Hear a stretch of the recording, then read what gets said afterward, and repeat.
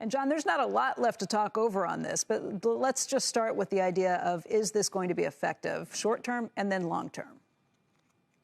I think in the short term, Becky, this will be potentially a momentum killer for the price rally that we've been experiencing over the past several months. OPEC Plus and the Saudis have been stingy with their supply. They could easily have put more oil on the market than they have done, but they are engaging in a great and terrific self-interest by limiting the increases of oil production. That's what's helped these prices grind higher and higher, up towards $85 a barrel for Brent, and potentially higher if we hadn't hit some of the speed bumps in terms of COVID and things like that, and been blessed by a rather warm winter so far, fall winter season so far. So this is a terrific move. Look, the economic recovery out of the pandemic has been terrific. And if we want to keep it going, one of the things we have to do is to keep energy prices on the low side. And we're getting to the point now where prices at the pump are starting to be an irritant, starting to hit consumer confidence, and it's something you want to strike back against. And I think this is a terrific move by the Biden administration, because we're up against an oil-producing syndicate that consistently works to their own self-interest and against ours. So I think this is a great move, and hopefully this will get us through the winter, and then we can sort of reset.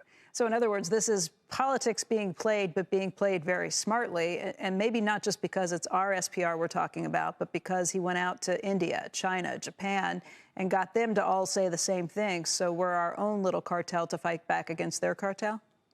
Exactly. Consuming nations are finally standing up to the OPEC Plus syndicate and putting a line in the sand, if you will, speaking their language, to say that, you got to work with this here. If you want this recovery, and the oil demand rebound has been phenomenal. We're almost back to where we were pre-COVID levels, 99 million barrels a day or so globally.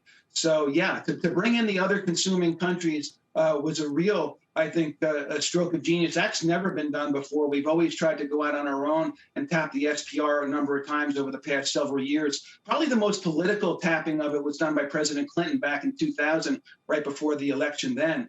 Had limited effect, and it was actually kind of a carnival act, because anybody and their brother could put in for some of the oil, and somebody and their brother got some of it. So that didn't go well. But this is different. And like I said, we're at the point at the pump, price-wise, that it's starting to undermine consumer confidence, and that's the last thing we need as we come out of the pandemic. So if this is us kind of saying we're going to fight you on your own terms with this, how do they respond? Do they pull back the 400,000 barrels that they'd been talking about, the additional barrels?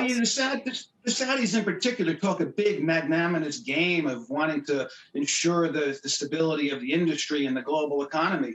Well, let's see where they come out here. They have squawked about this already. They said this week that they would revisit potentially putting another 400,000 barrels a day on the market in response to an SPR release, a coordinated SPR release. I think that'll show their true colors, that they're not, working to help us all get out of the pandemic recovery. They're looking to line their pockets at our expense and the Western economy's expense. So, let's see what they do. I think they'll probably lay low and continue with their sort of stingy increase plan. But I think it's a jump ball at this point.